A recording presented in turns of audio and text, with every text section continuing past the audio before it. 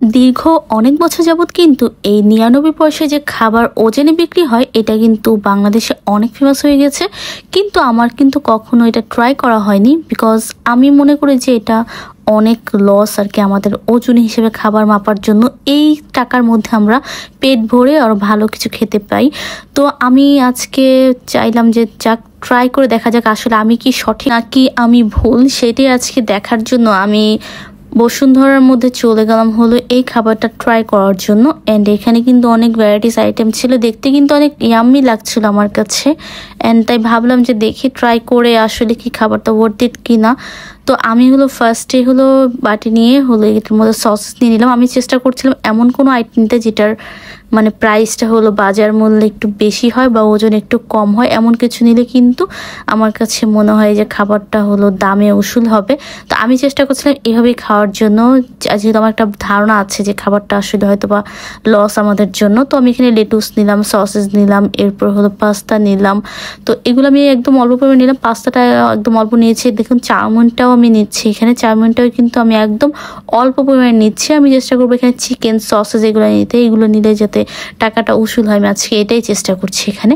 যাই হোক, এরপরে হলো আমি নিলাম হলো চিকেনটাও মোটামুটি দেখতে অনেক ভালো ছিল, পরবর্তীতে খেতেও আমার ভালো লেগেছে। যাই হোক, পরবর্তীতে দেখতেই পারবেন যে কোনটা মজা ছিল বা কি।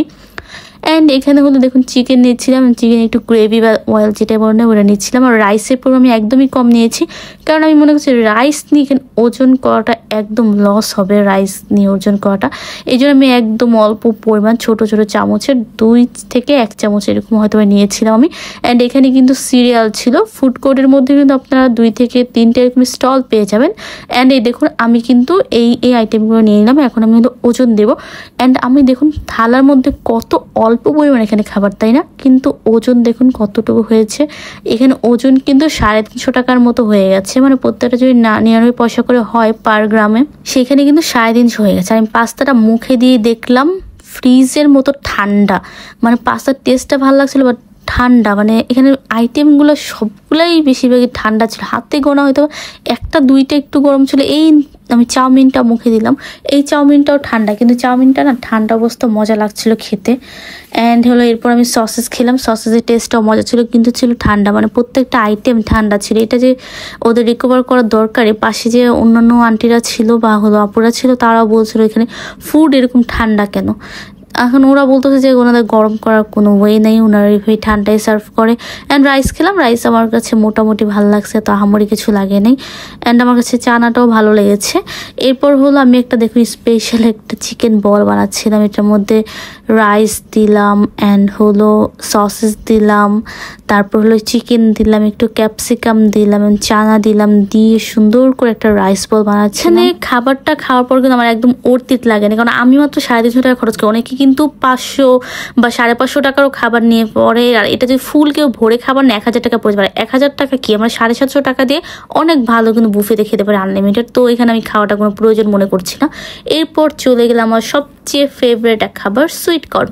আর সুইট স্পাইসি যে কর্নটা এটা কিন্তু অনেক মজা লাগে। আমি স্পাইসিটা আর সুইটটা একটু মিক্স করে নিই, তো আমার জিনিসটা খেতে এত মজা লাগে। আমি না নেক্সট টাইম ট্রাই করবো বাসায় এটা বানানোর জন্য, কিন্তু এটা কিন্তু অনেক ইজিলি বাসায় বানানো যায় মেয়োনিজ দিয়ে, তাই না? এখানে কিন্তু মেয়োনিজ ইউজ করা যায়। অ্যান্ড আমি নেক্সট টাইম যদি কোনোদিন ট্রাই করি বাসায় অবশ্যই আপনাদের সাথে শেয়ার করবো।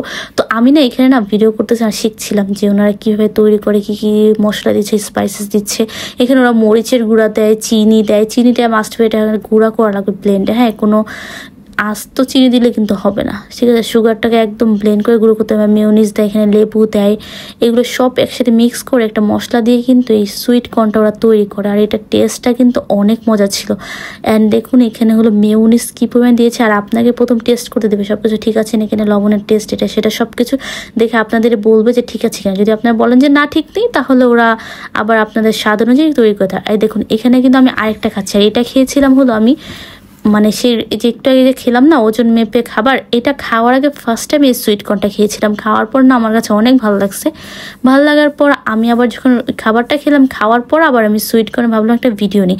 আর নিচে নেমে যে ভেলপুরি খাবো, এটাকে কখনো হয়? মজাদার ভেলপুরি মাত্র 30 টাকা প্লেট ছিল। মাত্র বললো কিন্তু দামটা একটু বেশি লাগছিল আমার কাছে, যেহেতু মার্কেটের সামনে কিছু বলা যায় না। যাই হোক, অ্যান্ড এখানে ফটোবুট আছে, আপনারা কিন্তু 3টা ছবি তুলতে পারবেন মাত্র 200 টাকা দিয়ে, একদম লাইভ প্রিন্ট হয়ে আসবে। আমার কাছে জিনিসটা খুবই ভালো লাগছে, খুবই ইন্টারেস্টিং লেগেছে। অ্যান্ড এরপর হলো উপরে একটু ঘোরাঘুরি করলাম, দেন কাজ শেষ করে বাসায় চলে গেলাম। আজকে এ পর্যন্তই। আপনার সবাই ভালো থাকবেন, সুস্থ থাকবেন। দেখা হবে পরে কোনো ভিডিওতে। আল্লাহ হাফেজ।